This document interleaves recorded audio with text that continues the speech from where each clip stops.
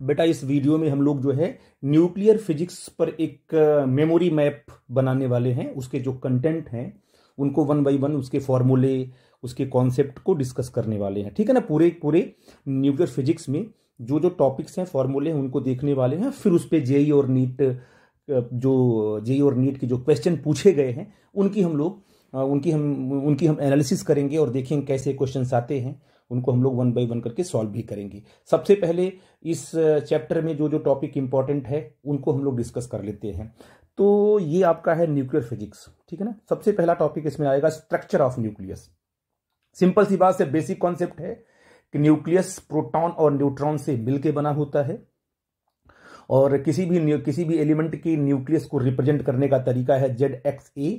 Z क्या करता है? रिप्रेजेंट नंबर ऑफ प्रोटॉन, और ए जो रिप्रेजेंट करता है वो आपका है मास नंबर करता है रिप्रेजेंट। ठीक है ना। और ये होता है number of neutron plus number of proton. ठीक है ना। ए क्या होता है? Number of neutron plus number of proton होता है। लेकिन ए माइनस जेड क्या होगा? ए माइनस जेड आपका नंबर ऑफ न्यूट्रॉन होगा। कितने न्यूट्रॉन्स न्यूक्लियस के अंदर है उसको बताएगा। ठीक है ना। तो थोड़ी सी जानकारी थी स्ट्रक्चर के केस में, मैंने आपको एक्सप्लेन कर दिया। ठीक है ना। और और जो न्यूक्लियस आखिर स्टेबल कैसे होता है, न्यूक्लियस के अंदर जो है कौन कौन सी फोर्सेस काम करते हैं। तो न्यूक्लियस के अंदर दो फोर्सेस काम करते हैं। अगर आपका मान लो ये न्यूक्लियस है तो इसके अंदर दो फोर्सेस काम करेंगे। ये प्रोटॉन है, यहां पर देखो ऐसे कर सकते हो आप, ये प्रोटॉन है, न्यूट्रॉन है, प्रोटॉन है और न्यूट्रॉन है। तो आप कहोगे सर इनमें क्या होगा? एक इलेक्ट्रोस्टैटिक फोर्स तो काम करेगा क्योंकि चार्ज के बीच में क्या है, जैसे प्रोटॉन में क्या करेगा? इलेक्ट्रोस्टैटिक रिपल्सन काम करेगा। न्यूट्रॉन तो आपका न्यूट्रल है, तो इलेक्ट्रोस्टैटिक फोर्स हमेशा चार्जेस के बीच में एक्ट होता है, वो तो एक्ट होगा ही होगा। साथ में न्यूक्लियस के अंदर एक न्यूक्लियर फोर्स काम करता है जिसका नाम होता है स्ट्रॉन्ग न्यूक्लियर फोर्स, जो क्या करता है? सारे न्यूक्लियंस को पकड़ के रखता है।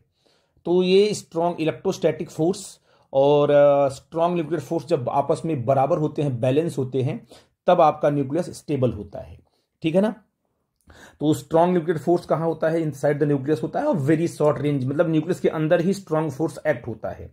और जैसे प्रोटॉन के बीच में जो फोर्सेस काम करेंगे, स्ट्रॉन्ग न्यूक्लियर फोर्स काम करेगा, वही न्यूट्रॉन प्रोटॉन के बीच में, वही न्यूट्रॉन के बीच में। मतलब strong nuclear force does not depend upon the charge, वो चार्ज पर डिपेंड नहीं करता है। अगर पार्टिकल न्यूक्लियस के अंदर है तो पक्का है कि इसके अंदर क्या है? स्ट्रॉन्ग न्यूक्लियर फोर्स एक्ट होगा। और लास्ट में हमने लिखा it is very short range force. ये बहुत ही शॉर्ट रेंज, मतलब न्यूक्लियस साइज बहुत ही छोटी होती है, इसलिए क्या है कि न्यूक्लियस के बाहर अगर चला गया न्यूक्लियन तो स्ट्रॉन्ग न्यूक्लियर फोर्स वहां पर एक्ट नहीं होगा। तो बहुत ही छोटी साइज, यानी न्यूक्लियस के अंदर होगा पार्टिकल, तभी स्ट्रॉन्ग न्यूक्लियर फोर्स आपका एक्ट करेगा। तो ये थोड़ी सी जानकारी थी, आप उसको देखना। एक्सप्लेन किया है मैंने थियरी में, जो मैंने आपको एक्सप्लेन किया था, बताया था। तो इस चीज के बारे में आप समझ लेना। ये बड़ा इंपॉर्टेंट कॉन्सेप्ट था कि प्रोटॉन के बीच में लगने वाला स्ट्रॉन्ग न्यूक्लियर फोर्स, न्यूट्रॉन के बीच में लगने वाला, या प्रोटॉन न्यूट्रॉन के बीच में लगने वाला न्यूक्लियर फोर्स क्या होता है? वो उनका मैग्नीट्यूड बराबर होता है। और ये जनरली क्या होता है? ये अट्रैक्टिव इन नेचर होता है। स्ट्रॉन्ग न्यूक्लियर फोर्स क्या जनरली क्या होता है? अट्रैक्टिव इन नेचर होता है, लेकिन एक डिस्टेंस से कम डिस्टेंस होने पर ये रिपेल भी कर देता है, तो रिपल्सिव नेचर भी शो करने लगता है। ठीक है ना। लेकिन यहां पर अगर आपका स्टेबल न्यूक्लियाई है तो वहां पर जो न्यूक्लियर फोर्स है वो अट्रैक्टिव इन नेचर है। ठीक है बेटा जी, आई थिंक इस बात को समझ गए। अब बात करते हैं साइज ऑफ न्यूक्लियस की। ठीक है ना। तो ये आपका फॉर्मूला है, R इक्वल टू क्या है? R is the radius of the nucleus, R0 E⁻1/3। R0 एक कांस्टेंट, इसे बोलते हैं फर्मी कांस्टेंट। इसकी वैल्यू 1.2 to 1.5 × 10⁻⁻15 के ऑर्डर की होती है। तो ये जो भी आपको न्यूक्लियस साइज का कैलकुलेशन करना हो, और ए क्या आपका मास नंबर है, इस फॉर्मूले से लेके चलेंगे। और यहां कह सकते हो कि R प्रोपोर्शनल टू 1/E⁻1/3, ये भी फॉर्मूला चलेगा। इससे बहुत सारे प्रॉब्लम टूटते हैं, हम लोग प्रॉब्लम करेंगे तो इसकी डेप्थ में और भी हम इसको समझ पाएंगे। आई थिंक मेरी बात आप समझ गए। तो ये थोड़ी सी जानकारी थी आपको कि कैसे आप जो है कि न्यूक्लियस को समझोगे। और मैं आपको बता दूं कि जो न्यूक्लियस की डेंसिटी होती है, अगर ये न्यूक्लियस आपका है, इसकी जो डेंसिटी होती है, एवरेज डेंसिटी होती है, हर न्यूक्लियस की लगभग बराबर होती है। ठीक है बेटा जी। और ये न्यूक्लियस की जो डेंसिटी होती है वो 10⁻17 kg/m³ की ऑर्डर की होती है, मतलब बहुत ज्यादा होती है। 10⁻17 kg की ऑर्डर की होती है क्या? Density of nucleus. It is important. तो ये बहुत ही डेंस होता है। ठीक है। अब आपका आता है थर्ड पॉइंट, इसमें आता है nuclear binding energy. It is very very most important for, अगर कोई न्यूक्लियस है तो न्यूक्लियस में प्रोटॉन है, न्यूट्रॉन है, जो न्यूक्लियॉन्स हैं, क्या वो आपस में जुड़े हुए हैं, आपस में इकट्ठा है? तो वो जो इकट्ठा है एक जगह है, तो इसको क्या है, किसी एनर्जी ने क्या है उसको बाउंड किया होगा, इकट्ठा कर रखा होगा। That energy is known as binding energy. I think मेरी बात आप समझ पा रहे हो। तो बाइंडिंग एनर्जी क्या होती है बताता हूं आपको। इसे मान लो एक प्रोटॉन है और एक न्यूट्रॉन है, ये जब फ्री स्टेट में है, ये किसमें है दोनों, ये दोनों फ्री स्टेट में है, तो ये हायर एनर्जी स्टेट में होते हैं। जब इनको हम पास लाके कंबाइन करते हैं, कंबाइन हो जाते हैं ये, और क्या बनाते हैं, ये न्यूक्लियस बनाते हैं। तो आप कहोगे सर यहां पर मास ऑफ प्रोटॉन है, यहां पर मास ऑफ न्यूट्रॉन है, और ये मास ऑफ न्यूक्लियस हो गया। तो इसका अलग मास ले लिया, इसका अलग मास लेकर के जब उसको ऐड किया दोनों के मास को, इन दोनों के मास का जो एडिशन आया, रिजल्ट आया, वो रिजल्ट मास इस न्यूक्लियस के मास से ज्यादा था, जबकि ये न्यूक्लियस इसी प्रोटॉन न्यूट्रॉन से मिलकर बना हुआ है। तो इसका मास mp, आप कहोगे sir m mass of proton plus mass of neutron, ये बराबर होना चाहिए मास ऑफ न्यूक्लियस के, क्योंकि जो न्यूक्लियस है वो प्रोटॉन न्यूट्रॉन से ही बना हुआ है। लेकिन ऐसा नहीं हुआ कि mass of proton plus mass of neutron ये बड़ा हो गया किससे, मास ऑफ न्यूक्लियस से। इसका मतलब ये दोनों प्रोटॉन जब इकट्ठा हुए तो इनके क्या है, इनके मास में कमी आ गई। That mass is known as mass defect. क्या बोलते हैं उसको, मास डिफेक्ट बोलते हैं। और इसी मास डिफेक्ट के करस्पॉन्डिंग जो है एनर्जी आपकी रिलीज होती है। ठीक है बेटा जी, तो उसको बोलेंगे मास डिफेक्ट। और जो मास निकलता है ना जी, जो मास आएगा, जो मास डिफेक्ट आएगा, उसके इक्विवेलेंट जो एनर्जी निकलेगी, that energy is known as binding energy. उस एनर्जी के निकलने की वजह से ही ये दोनों प्रोटॉन न्यूट्रॉन एक साथ इकट्ठा हुए हैं। मतलब हायर एनर्जी स्टेट में, ये भी हायर एनर्जी स्टेट में, दोनों क्या है, दोनों की एनर्जी रिलीज करोगे, दोनों साथ में आ जाएंगे। जो एनर्जी रिलीज होगी that energy is known as binding energy. और उस बाइंडिंग एनर्जी का जो कैलकुलेशन है मास डिफेक्ट से करते हैं। जैसे मान लिया कि जेड एक्स एक एलिमेंट है, इसमें कितने प्रोटॉन्स हैं, जेड प्रोटॉन है और ए माइनस जेड न्यूट्रॉन है। तो प्रोटॉन का अलग से मास ले लिया, न्यूट्रॉन का क्या है, जेड मतलब नंबर ऑफ प्रोटॉन और एमपी मतलब मास ऑफ प्रोटॉन, इसका ले लिया अलग से। तो मास आपने कहा कि पूरे पूरे प्रोटॉन का मास, पूरे पूरे न्यूट्रॉन का मास, जब इनको आपस में सम करेंगे तो जो न्यूक्लियस बना आपका ये है मास ऑफ न्यूक्लियस। वास्तव में इन दोनों के मास का जो सम होगा वो मास ऑफ न्यूक्लियस से बड़ा होगा। वो कितना होगा, डेल्टा एम होगा। ये जो डेल्टा एम जो आपको डिफरेंस दिखाई पड़ रहा है मास का, यही मास जो है एनर्जी लेके बाहर निकल रहा है, और इसी के निकलने से आपका न्यूक्लियस जो है बाउंड है। तो आपने कहा कि delta M is what, mass defect है। और mass defect means what, mass defect आपका वही जब न्यूक्लियस बना उस समय, भाई न्यूक्लियस जब अलग अलग थे तो उस टाइम पर सारे न्यूक्लियस हायर एनर्जी स्टेट में थे। तो according to Einstein mass energy relation क्या था कि E इक्वल टू क्या होता है, mc² होता है। अगर आपसे कहूं कि मान लीजिए कोई बॉडी का मास m है, तो उसके अगर उस किसी बॉडी का मास m है तो उसके पास कितनी एनर्जी है, तो sir E equal to mc² के बराबर है। तो मास कितनी एनर्जी कैरी कर रहा है वो एनर्जी हम E इक्वल टू mc² से कैलकुलेट कर सकते हैं। तो डेल्टा एम मास डिफेक्ट आया, ये कितनी एनर्जी लेके निकल गया, तो बाइंडिंग एनर्जी उसे बोलेंगे binding energy, delta M into c²। mc² energy mass relation से हम लोग इसको पॉइंट आउट कर लेंगे। ठीक है ना। और अगर इसको हम कैलकुलेट करते हैं, कैलकुलेट करके कन्वर्ट करते हैं किसको, AMU में, क्योंकि मास बहुत छोटा है, ये मास बहुत ही क्या है, छोटा है, इसको हम केजी में नहीं ले सकते हैं। इसका एक अलग यूनिट बनाई गई, उसको बोलते हैं एटॉमिक मास यूनिट। क्या बोला गया उसके, एटॉमिक मास यूनिट या सिंपल 1 यूनिट। तो 1 एटॉमिक मास यूनिट क्या होता है, 1.66 इंटू 10⁻27 केजी होता है। तो अगर आप मास को किस में रखो, अगर आप मास को AMU में रखो और उसमें किससे मल्टीप्लाई कर दो, जो भी कोई मास आपको दिया हो उस मास को ले लिया आपने, मैंने पूछा उस मास के बताइए जो डेल्टा एम अगर मास आपने ले लिया तो इस मास के करस्पॉन्डिंग कितनी एनर्जी मिलेगी। तो कहोगे सर डेल्टा एम को पहले किस में कन्वर्ट कर देंगे, AMU में, और किससे मल्टीप्लाई कर देंगे, 931.5। ये कहां से आया, ये सब कैलकुलेटेड है। और ये सब मल्टीप्लाई AMU में रख के मल्टीप्लाई करोगे, जो एनर्जी निकलेगी that energy million electron volt. इसमें है million electron volt. It means कि ये फॉर्मूला बहुत सिंपल है, बार बार हम न्यूमेरिकल में यूज करेंगे कि कोई भी आपको मास दिया गया है उसको AMU में कन्वर्ट करके 931.5 से मल्टीप्लाई करो, तो उस जो मास था उस मास के इक्विवेलेंट जो एनर्जी किसमें आएगी, मिलियन इलेक्ट्रॉन वोल्ट पे निकल के आ जाएगी। डायरेक्टली लगाओगे फॉर्मूला, आंसर आ जाएगा। ये मैंने यूनिट को पॉइंट आउट कर दिया कि 1 atomic mass unit equal to 1 unit is equal to 1.66। मैंने इसको पॉइंट आउट कर दिया, ये कन्वर्जन के लिए, ठीक है ना। अब इसका जो नेक्स्ट पॉइंट आपका है, फोर्थ पॉइंट, बहुत ही इंपॉर्टेंट है। स्टेबिलिटी कर्व आपने देखा होगा जब मैंने आपको पढ़ाया होगा न्यूक्लियर फिजिक्स। आप ये बताइए किसी भी न्यूक्लियस की स्टेबिलिटी कौन करता है रिप्रेजेंट? क्या बाइंडिंग एनर्जी ये बताती है कि न्यूक्लियस स्टेबल है कि अनस्टेबल है? नहीं। बहुत सारे न्यूक्लियस ऐसे होते हैं जिनकी बाइंडिंग एनर्जी ज्यादा होती है लेकिन वो अनस्टेबल होते हैं in compare to other nuclei. लेकिन जिस न्यूक्लियस की बाइंडिंग एनर्जी पर न्यूक्लियन ज्यादा होगी वो मोर स्टेबल होगा। तो स्टेबिलिटी को एक्सप्लेन करने के लिए हम बाइंडिंग एनर्जी नहीं लेते हैं न्यूक्लियस की, हम लेते हैं बाइंडिंग एनर्जी पर न्यूक्लियन। तो बाइंडिंग एनर्जी पर न्यूक्लियन मतलब बाइंडिंग एनर्जी अपान उसका मास नंबर रख रख के कैलकुलेट करेंगे। जो वैल्यू आएगी that value is known as binding energy per nucleon. और जिस न्यूक्लियस की ये वैल्यू ज्यादा होगी वो मोर स्टेबल होगा। तो क्या करता है? Represent the stability of nucleus. I think इस कॉन्सेप्ट को आप समझ गए। इसके बाद हम आपको नेक्स्ट कॉन्सेप्ट डिस्कस करते हैं। फिफ्थ पॉइंट बड़ा ही इंपॉर्टेंट है, तो देखते हैं बेटा उसको, ठीक है। इसमें जो फिफ्थ कॉन्सेप्ट आएगा वो आएगा आपका न्यूक्लियर फिजन एंड फ्यूजन, ठीक है ना। इसका प्रॉपर इक्वेशन भी है, इसका प्रॉपर तरीके से इसको एक्सप्लेन भी किया है मैंने, बट यहां पर आपको पॉइंट आउट करूंगा कि किस तरीके से आपको समझना है।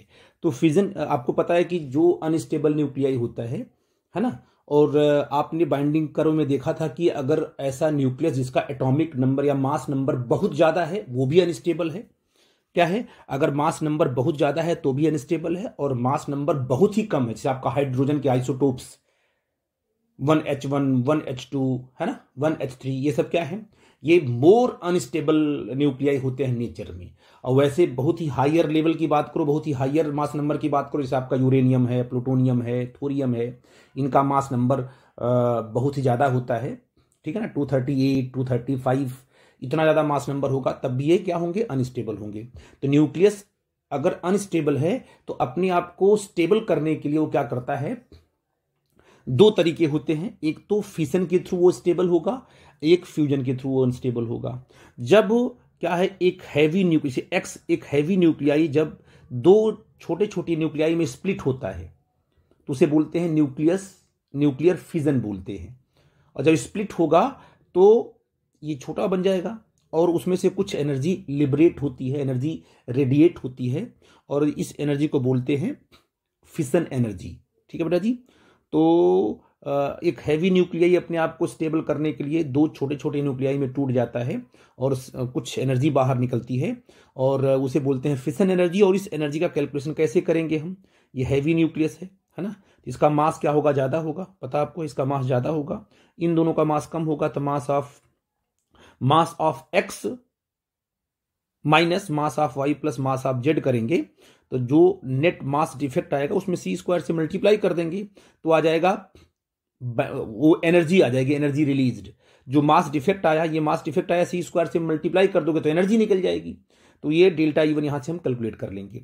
और फ्यूजन में क्या होता है? फ्यूजन में भी क्या है कि अगर बहुत ही स्मॉल न्यूक्लियाई है, ठीक है ना, बहुत ही लाइट न्यूक्लियाई 1H2 है, हाइड्रोजन के जो आइसोटोप्स हैं बहुत ही अनस्टेबल होते हैं, तो बहुत ही लाइट न्यूक्लियाई भी क्या है, अपने आप को स्टेबल करने के लिए दो न्यूक्लियाई जब आपस में क्या होते हैं, एक दूसरे के साथ क्या करते हैं, कंबाइंड होते हैं और एक स्टेबल न्यूक्लियस बनाते हैं, ठीक है ना। तो उस प्रोसेस को बोलते हैं न्यूक्लियस फ्यूजन, जो कि सन में हो रहा है। देखो, एक अनस्टेबल न्यूक्लियाई ए है, बी क्या है, दूसरा अनस्टेबल न्यूक्लियाई है, लाइट है, ये दोनों कंबाइन होकर क्या है, एक नया न्यूक्लियाई बनाया सी, और उसमें भी क्या है, एनर्जी निकल रही है बाहर, उसको डेल्टा E2 बोलते हैं। इसका कैलकुलेशन कैसे करेंगे? आपको पता है कि mass of A plus mass of B, ये बड़ा होगा मास ऑफ सी से ना, तभी तो स्टेबल होगा ना। तो mass of A plus mass of B minus mass of C करेंगे तो आ जाएगा मास डिफेक्ट, है ना, और इंटू यहां पर कर लेंगे सी स्क्वायर, ये आपका सी स्क्वायर हो जाएगा। तो मास डिफेक्ट इंटू सी स्क्वायर करेंगे तो जो एनर्जी उस मास के इक्विवेलेंट है वो निकल के आपकी आ जाएगी, जो एनर्जी यहां निकल रही है फ्यूजन में वो निकल जाएगी आपको। और आप देखोगे कि फिशन प्रोसेस में जो एनर्जी बाहर निकलती है, रेडियो एक्टिव जो एनर्जी होती है, वो एनर्जी फ्यूजन के रिस्पेक्ट में कम होती है। मतलब फ्यूजन के केस में huge amount of energy liberate होती है और फिशन के केस में एनर्जी फ्यूजन से थोड़ा कम रहती है। इसका भी हमने कंपैरिजन किया था। आई थिंक इस कॉन्सेप्ट को आप समझ गए होंगे, ठीक है बेटा जी। अब हम अगले कॉन्सेप्ट में आते हैं, बहुत ही इंपॉर्टेंट है, इस पे खूब क्वेश्चन बने हुए हैं। Properties of radio active radiation. जैसे आपने कहा कि इटसेल्फ, पहले तो पहले आप अभी इसके पहले देखा फ्यूजन में क्या हो रहा है कि न्यूक्लियस टूट रहा है ना। और ये तब टूटता है जब उस पर हम बम्बार्डिंग करते हैं, किसी न्यूट्रॉन बीम की बम्बार्डिंग करें या अल्फा पार्टिकल की बम्बार्डिंग करें। बम्बार्डिंग करने के बाद जब क्या है, न्यूट्रॉन की बम्बार्डिंग की तो न्यूट्रॉन ने न्यूक्लियस को तोड़ दिया। जब बम्बार्डिंग करने के बाद न्यूक्लियस टूटता है तो वहां पर फिशन होता है, वो प्रोसेस आपका दिखाई पड़ता है। लेकिन जब स्पॉन्टेनियस प्रोसेस हो, अल्फा बीटा गामा, ये 3 प्रकार के पार्टिकल न्यूक्लियस के अंदर से निकलते हैं, इसको बोलते हैं स्पॉन्टेनियस प्रोसेस। तो इट सेल्फ न्यूक्लियस अपने अंदर से पार्टिकल और एनर्जी को निकाल करके अपने आप को स्टेबल करता है। कुछ ऐसे न्यूक्लियाई जो कि अनस्टेबल हैं, है ना, तो उनके अंदर से क्या है, कुछ इटसेल्फ अंदर से एनर्जी निकलेगी, पार्टिकल निकलेंगे और स्टेबल बन जाएगा वो। तो सबसे पहले अल्फा डीके। अल्फा क्या होता है, अल्फा पार्टिकल जो है हीलियम का न्यूक्लियस होता है, 2He4 से करते हैं उसको रिप्रेजेंट, ठीक है ना। तो अल्फा डीके में क्या होता है, अगर किसी न्यूक्लियाई ने अल्फा को बाहर निकाला, अल्फा डीके किया, तो उसके एटॉमिक नंबर में 2 की कमी आएगी और मास नंबर में 4 की कमी आएगी, जैसा कि हमने यहां पर पॉइंट आउट किया है। अल्फा पार्टिकल निकल गया और इस केस में यहां पर जो एनर्जी निकलती हुई दिखाई पड़ेगी, ये बहुत इंपॉर्टेंट है। इसको बोलते हैं क्यू वैल्यू, इसको बोलते हैं क्यू वैल्यू बोलते हैं, जो एनर्जी निकली है।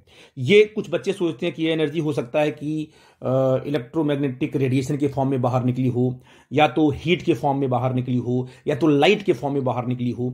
ऐसा नहीं होता है। ये जो एनर्जी है वास्तव में, ये एनर्जी अल्फा पार्टिकल को और ये जो डॉटर न्यूक्लियाई आपका वाई है, इसको काइनेटिक एनर्जी प्रोवाइड करने में खर्च होती है। यानी कहने का मतलब, एक हैवी न्यूक्लियाई टूट करके, इसे बोलते हैं पेरेंट न्यूक्लियाई, ये टूटा किसमें, वाई में, और ये बन गया डॉटर न्यूक्लियाई। इसमें से अल्फा पार्टिकल निकल गया। एनर्जी जो यहां पर है, ये एनर्जी निकलती नहीं, ये एनर्जी जो है अल्फा पार्टिकल और डॉटर न्यूक्लियाई को काइनेटिक एनर्जी प्रोवाइड करती है। मतलब ये ना तो हीट के फॉर्म में दिखाई पड़ेगी, ना तो लाइट के फॉर्म में दिखाई पड़ेगी, ये इनकी काइनेटिक एनर्जी के फॉर्म में दिखाई पड़ेगी। जैसे अब देखो यहां पर, ये आपका एक्स एलिमेंट है, इसमें मान लो अल्फा पार्टिकल निकला, ये डिसइंटीग्रेट हुआ, तो अल्फा पार्टिकल ये है, ये आपका डॉटर न्यूक्लियाई है। और आपको पता है कि ये इंटरनल एक्सप्लोजन है ना, तो इसका मतलब अल्फा पार्टिकल अगर राइट में जाएगा तो आपका डॉटर न्यूक्लियाई जाएगा लेफ्ट में, क्योंकि मोमेंटम को कंजर्व करना है। जब सिस्टम पर कोई एक्सटर्नल फोर्स नहीं लग रहा है तो लगता है तो मोमेंटम आपका कंजर्व होता है। तो आपने कहा कि अगर हम मोमेंटम की बात करें तो वाई का मोमेंटम इक्वल टू अल्फा का momentum, M Y V Y equal to M alpha equal to M alpha into V alpha. Momentum यहां पर कंजर्व है। और जो क्यू वैल्यू है, जो एनर्जी कहां जा रही है, दैट एनर्जी वन, ये क्यू जो है, क्यू इसको बोलते हैं क्यू एनर्जी, ये पूरा का पूरा क्यू एनर्जी है। और कितना होगा ये, 1/2 MyVy का स्क्वायर, इसमें काइनेटिक एनर्जी और इसकी काइनेटिक, दोनों को सम करोगे तो ही आपकी एनर्जी आए। क्योंकि ये एनर्जी क्या होती है, ये जो एनर्जी क्यू वैल्यू आपकी है, ये वाई को और अल्फा को काइनेटिक एनर्जी प्रोवाइड करने में खर्च हुई है। इसलिए यहाँ पर क्यू को हम 1/2 MyVy square plus 1/2 M alpha V alpha square हमने पॉइंट आउट कर दिया है, ठीक है ना। तो आई थिंक ये कॉन्सेप्ट आपको क्लियर हुआ होगा। अब देखो, अगर इसकी बात करें हम, तो यहां से इस एनर्जी का कैलकुलेशन हम इस फॉर्मूले से कैसे निकालेंगे। आपको अगर सिर्फ, क्योंकि मास ऑफ ये हैवी न्यूक्लियाई, इसका मास के ज्यादा होगा, तो आपने कहा mass of X minus mass of Y plus mass of alpha करेंगे, पूरा का पूरा मास इसमें माइनस करेंगे तो ये भी हो जाएगा माइनस इंटू सी स्क्वायर। तो यहां से हम क्यू इस तरीके से भी निकाल सकते हैं। सबसे इंपॉर्टेंट चीज क्या होती है कि जब ये एक्स स्प्लिट हो गया 2 पार्ट में, एक अल्फा पार्टिकल निकला, एक वाई निकला, तो डॉटर न्यूक्लियाई बहुत हैवी है, अल्फा से बहुत भारी होता है इसमें, इसलिए जो है काइनेटिक एनर्जी इसकी कम होती है। ये जो क्यू वैल्यू है, मैक्सिमम क्यू वैल्यू किसमें चला जाता है, बोलो, अल्फा पार्टिकल में चला जाता है। और अल्फा पार्टिकल के पास काइनेटिक एनर्जी ज्यादा होती है, वाई के पास बहुत कम होती है, क्योंकि ये हैवी है।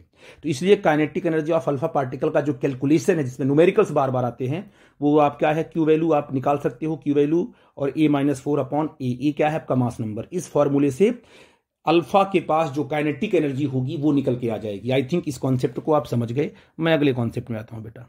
अब बेटा यहां देखो, हमने अल्फा डीके देख लिया, अब हम बीटा डीके देखते हैं। बीटा डीके में 3 टाइप का डीके होता है, beta plus decay, beta minus decay और के कैप्चर। इन तीनों को मैंने एक्सप्लेन किया है, आप वहां से उसके फॉर्मूले, वहां पर उसको इक्वेशंस आप देख लेने। 3 टाइप के डीके हैं, इनमें से जरूर एक क्वेश्चन आपसे पूछेगा, ठीक है ना। इसके बाद आपका गामा डीके है। गामा डीके में क्या होगा, मान लो कोई हैवी न्यूक्लियाई आपका है ना, वो डिसइंटीग्रेट, उसमें से अल्फा पार्टिकल निकला और वो क्या बन गया, वो डॉटर न्यूक्लियाई बन गया। अगर वो डॉटर न्यूक्लियाई बन गया, अल्फा पार्टिकल निकला और ये डॉटर न्यूक्लियाई भी अभी अनस्टेबल है, तो वाई अगर आपका अनस्टेबल है तो ये क्या करता है, ये अपने अंदर से गामा एनर्जी निकाल करके अपने आप को स्टेबल कर लेता है। तो यहां से गामा एनर्जी आपको होती है, गामा का मतलब होता है ये फोटोन, तो फोटोन की से एनर्जी बाहर निकलेगी, तो यहां पर आपको गामा रेडिएशन मिलता है, ठीक है ना। तो एक अनस्टेबल न्यूक्लियाई अल्फा पार्टिकल निकाल करके भी आपका स्टेबल है तो कुछ एनर्जी निकालेगा in the form of gamma radiation. ठीक है ना, इस प्रकार से बीटा और गामा को आपने देख लिया। अब एक बहुत इंपॉर्टेंट टॉपिक आती है रेडियो एक्टिविटी, जो कोर है न्यूक्लियर फिजिक्स की। तो देखते हैं क्या है। जैसे मान लो कोई एक सैंपल है, उस सैंपल में बहुत सारे नंबर ऑफ न्यूक्लियाई रखे हुए हैं। तो आपने कहा एन नॉट क्या कहलाता है? इनिशियल नंबर ऑफ न्यूक्लियाई जिस सैंपल में है। तो कुछ टाइम टी के बाद कितने नंबर ऑफ एटम लेफ्ट बचे हैं, उसका फॉर्मूला क्या है? n = n0 e power minus lambda T. ठीक है, टी टाइम पर कितने नंबर ऑफ एटम या न्यूक्लियाई बचे, ठीक है, और कितना मास लेफ्ट था टी टाइम के बाद, वो सेम फॉर्मूले से निकालोगे। और एक्टिविटी क्या होती है? जिसे कोई सैंपल आपको दिया मैंने, उस सैंपल में क्या है आपका जो है कि कुछ नंबर ऑफ एटम्स है, मान लो 50 है, ठीक है ना। तो कुछ टाइम के बाद वो मान लो 30 हो गए। तो बताइए 50 वाले की एक्टिविटी ज्यादा थी या 30 वाले ज्यादा होगी? जिसका रेट डिसइंटीग्रेट होने का जितना फास्ट होगा उसकी एक्टिविटी उतना ज्यादा होगी। तो टाइम के साथ साथ एक्टिविटी कम होती जाती है। तो अगर कोई आपसे पूछे कि सैंपल है टी टाइम के बाद उसकी क्या एक्टिविटी होगी, तो AC = AC0। AC0 क्या है? इनिशियल एक्टिविटी है। और AC क्या चीज है? AC is the activity at time T. तो सेम फॉर्मूला आपका है। एक्टिविटी का एक फॉर्मूला ये भी है कि लैम्डा × n। लैम्डा क्या आपका है? डिसइंटीग्रेशन कांस्टेंट है। ठीक है बेटा जी। अच्छा, इसके बाद इसमें सबसे इंपॉर्टेंट फॉर्मूला आता है हाफ लाइफ टाइम का। आपको पता है कि हाफ लाइफ टाइम किसी सैंपल का क्या होता है? log2 upon lambda. और इसकी वैल्यू क्या होती है? 0.693 अपॉन लैम्डा। सीधे न्यूमेरिकल यूज करते हैं उसका। इस पे क्वेश्चन बनाएंगे, आपको देखोगे कैसे सॉल्व करेंगे तो आपको समझ में आएगा। और सबसे इंपॉर्टेंट चीज यहां पर है कि मान लीजिए आपको अगर ये पूछ दिया कि what is the number of atom left, और आपको क्या बोलते हैं कि लैम्डा नहीं दिया हुआ है, आपको हाफ लाइफ टाइम दिया हुआ है, तो इस फॉर्मूले का यूज ना करके आपको ये करना पड़ेगा n = n0 2 की power -t upon t half, है ना। और सेम आपका मास के लिए भी आएगा और एक्टिविटी के लिए भी ऐसे ही आएगा। ठीक है बेटा जी, आई थिंक ये बात आप समझ गए। अब इसके बाद आता है एक आपका mean life time. Mean life time क्या होता है? Average life time of whole sample. वो कितना होता है? 1/λ। उसका जो डिसइंटीग्रेशन कांस्टेंट होगा सैंपल का, हर सैंपल का अलग होता है, 1/λ से हम कैलकुलेट कर लेंगे। ठीक है ना। तो ये तो आपका रेडियो एक्टिविटी से जो कुछ फॉर्मूले थे उन पे हमने फोकस किया। अब सबसे इंपॉर्टेंट चीज एक छोटी सी आती है, एक्सरेज। नीट में बहुत कम क्वेश्चन पूछे गए हैं, लगभग ना के बराबर, लेकिन जेई में क्वेश्चन यहां से आते हैं। There are 2 type of X-ray, continuous X-ray and characteristics X-rays. Continuous क्या है? जब कोई इलेक्ट्रॉन किसी एटम पर हम बम्बार्ड करते हैं, ये inverse of photo electric effect होता है। फोटो इलेक्ट्रिक इफेक्ट में क्या होता है कि फोटोन आता है, मेटल पे पड़ता है और इलेक्ट्रॉन को इजेक्ट करता है। लेकिन एक्सरे में क्या होगा? एक्सरे में इलेक्ट्रॉन आएगा, मेटल पे पड़ेगा और वहां से क्या है? फोटोन बाहर निकलेगा। It is the inverse of photo electric effect. 2 types होता है, कॉन्टिन्यूअस एक्सरे और कैरेक्टरिस्टिक्स एक्सरे। तो कॉन्टिन्यूअस किसे कहते हैं? जब इलेक्ट्रॉन मेटल पे जब हिट करता है और उसके अंदर जब एंटर करता है तो वो क्या करता है? वो डी एक्सलरेट करता है due to the positive charge of the nucleus. Nucleus पे जो होता है ना पॉजिटिव चार्ज एटम के अंदर, उसकी वजह से क्या करेगा? वो डी एक्सलरेट करेगा तो एनर्जी निकालेगा। जो इलेक्ट्रॉन एनर्जी निकालता है उस टाइम पर, that energy is known as a continuous X-ray कहते हैं उसको। ठीक है ना, वो एक्सरे कॉन्टिन्यूअस होता है। कैरेक्टरिस्टिक्स कब होता है?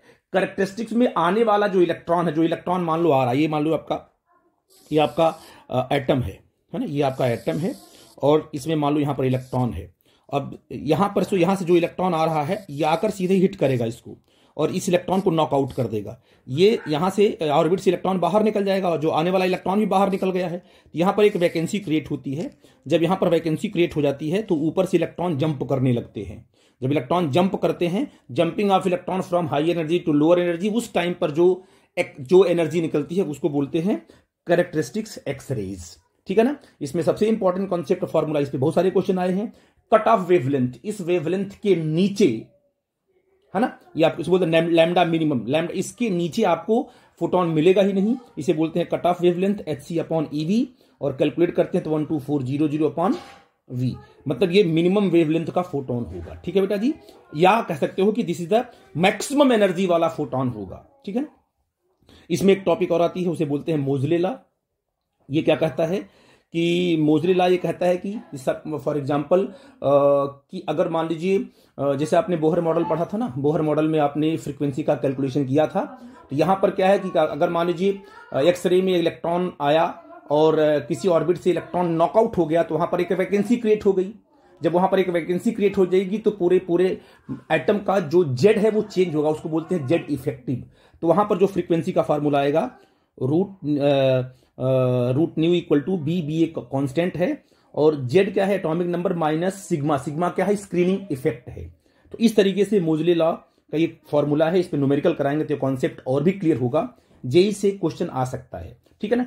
एक ब्रीफ मेमोरी मैप मैंने आपको दिया, आई थिंक आपको समझ में आया होगा। कोई डाउट होगा तो हम लोग डिस्कस करेंगे। ठीक है बेटा जी, आई थिंक मेरी बात समझ गए आप लोग। Thank you very much.